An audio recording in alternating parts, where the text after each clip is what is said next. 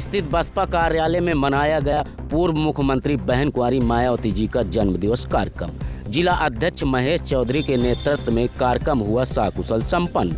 आपको बता दें कि उत्तर प्रदेश कौशाम्बी जनपद के ओसा स्थित बसपा कार्यालय में हर वर्ष की भांति इस वर्ष भी 15 जनवरी को बड़े ही धूमधाम एवं हर्षोल्लास के साथ जन्मदिवस कार्यक्रम का आयोजन किया गया। कार्यक्रम के दौरान सर्वप्रथम सभी मुख्य अतिथियों ने डॉक्टर भीमराव अंबेडकर जी व मान्यवर कांशीराम जी के चित्र पर पुष्प अर्पित कर कार्यक्रम का शुभारंभ किया। इस मौके पर पार्टी के पदाधिकारी व वाम सेब के पदाधिकारी सहित हजारों की संख्या में समर्थक साथीगण मौजूद रहे तथा आए हुए तमाम वरिष्ठ वक्ताओं ने अपने अपने संबोधनों में बहन कुंवारी मायावती जी के जीवन संघर्षों के बारे में प्रकाश डालते हुए उपस्थित लोगों को बताने का कार्य किए। इधर मुख्य अतिथि के रूप में आए पूर्व मंत्री गयाचरण दिनकर, मैदान सिंह पटेल, जिला अध्यक्ष महेश चौधरी, गिरीश पासी जी ने भी महापुरुषों के जीवन संघर्षों को याद करते हुए सर्वप्रथम बहन कुंवारी मायावती जी को जन्मदिन की बधाई दिए और दीर्घायु होने के कामना किए। इसके बाद बहन जी के जीवन परिचय सहित जीवन के तमाम संघर्षों के बारे में लोगों को बताने व जागरूक करने का कार्य किए और उन्होंने कहा कि बहुजन नायिका बहन कुंवारी मायावती जी की जितनी प्रशंसा की जाए उतनी ही कम है, क्योंकि उन्होंने अपने जीवन काल में तमाम कठिनाइयों को झेलते हुए सर समाज के हित और जन कल्याण कार्य के लिए हमेशा कार्य करती रहती हैं और दलित, वंचित, शोषित की मसीहा बहन कुंवारी मायावती जी ने अपने 4 बार के मुख्यमंत्री कार्यकाल में उन्होंने हजारों जन कल्याणकारी योजनाओं को धरातल में लागू कर प्रदेश को उत्तम प्रदेश बनाने का कार्य किए थे। इसी प्रकार तमाम वक्ताओं ने बहन जी के जन्मदिन की बधाई दी और उनके बारे में लोगों को बताने का कार्य किए। इस मौके पर जिला अध्यक्ष महेश चौधरी, दिलीप चौधरी, सोहनलाल गौतम, ओम प्रकाश पासी, गिरीश चंद पासी, सोहनलाल निर्मल, वाम से पदाधिकारी गंगोत्री देवी, मुकेश चौधरी, मैदान सिंह पटेल, राजेश चौधरी, प्रदीप दिवाकर, सुखरूलाल निर्मल, दिलीप गौतम, घनश्याम गौतम, सुधा देवी, डॉक्टर राजेश चौधरी, राजेश गौतम, मोतीलाल अंबेडकर, रमेश चंद गौतम, अखिलेश पाल, अशोक सोनकर, दिनेश केएल गौतम, नरेश पासी, सुरेंद्र गौतम, रामाशंकर चौधरी सहित हजारों की संख्या में समर्थकगण मौजूद रहे। आइए देखते हैं यह खास रिपोर्ट कौशाम्बी से कौशलेंद्र प्रताप चौधरी के साथ। नमस्कार।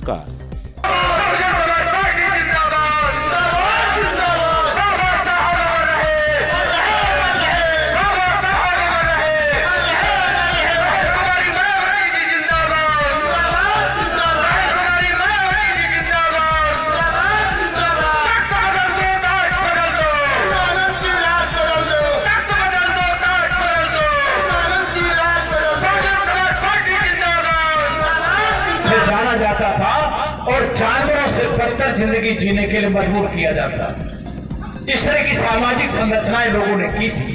तमाम जातियों और धर्मों में बांट करके लोगों का जीना हराम कर दिया था। पशुओं से बदतर जिंदगी आपकी थी।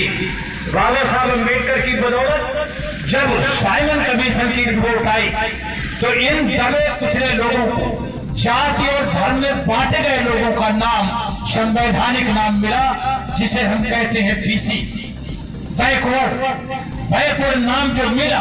पिछाड़े गए लोग, जिन्हें हर हालत में जिंदगी के हर पहलू में जिन्हें पिछाड़ा गया था, 1931 में हमें नाम संवैधानिक नाम मिला और उसका नाम क्या नाम रखा? बैकवर्ड। लेकिन सरदार पटेल की बदौलत बाद में हम 3 हिस्सों में बटे, 3 नाम संवैधानिक नाम हमारे आए। एक शेड्यूल ट्राइब्स, 2 अनुसूचित जनजाति, शेड्यूल कास्ट जिसे अनुसूचित जाति बोलते हैं, और तीसरा संवैधानिक नाम है ओबीसी जिसे हम अदर बैकवर्ड कहते हैं।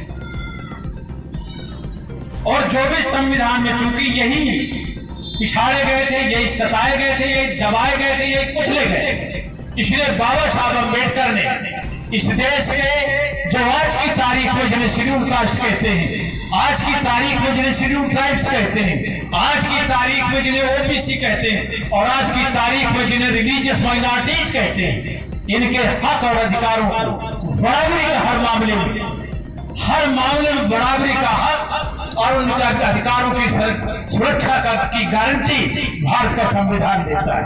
यदि बाबा साहब अम्बेडकर ने संविधान नहीं लिखा होता तो शायद वही वाली व्यवस्था आज भी लागू होती है और बड़ा मुश्किल होगा।